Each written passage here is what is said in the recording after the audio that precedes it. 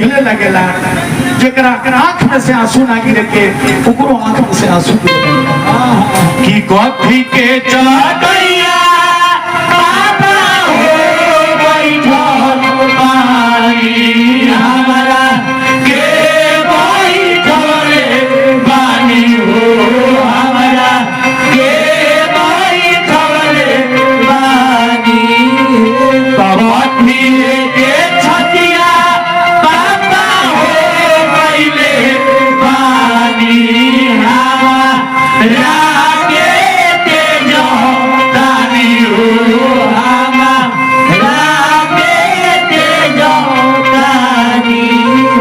पूछा के चढ़ैया बेटी हो बैठल बानी तोहरा के बैठल बानी हो तोहरा के बैठल बानी कथल के छतिया बेटी हो बैले बानी तोहरा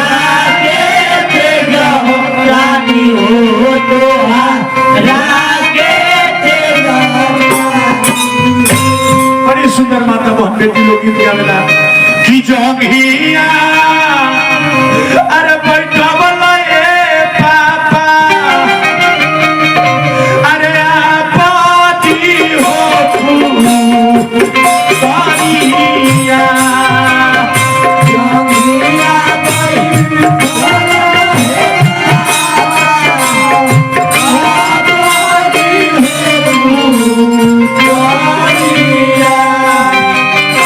जोगिया बोली कवला ये पापा आपाती हो बानिया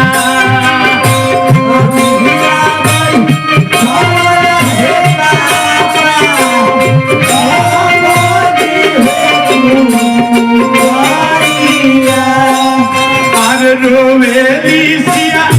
जनकी हो बेटी नैना ढालो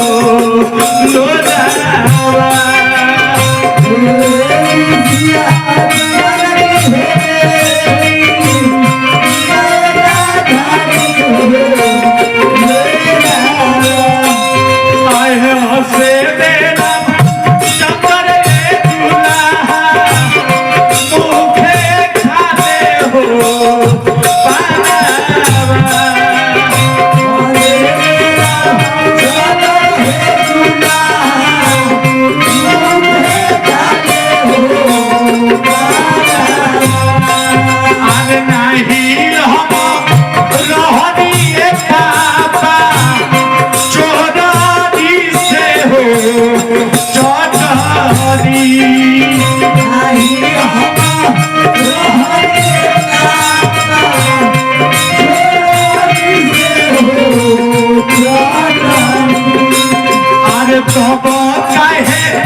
सुंदर हमार पापा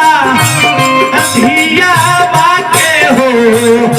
तेजनी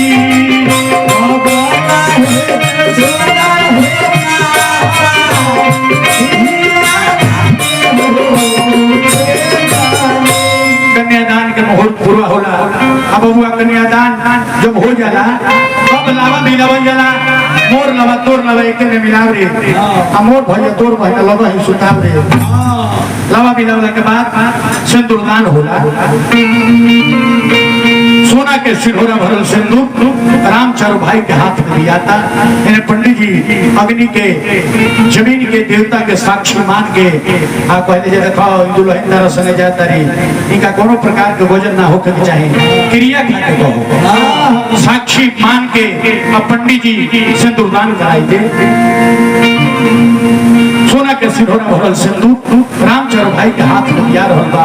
अब पंडित जी मंत्र के उच्चारण करते ने ओम ज्ञानम भूतरादि सेवितम कपितियम फलचारो भक्षणम उमा सुतम शोक विनाश कारकम नमामि विघ्नेश्वर आइला सखी लोग आवेला आए है से दूर दोरना ए दुल्हा से दूर दोरना अपन सीता दुल्ही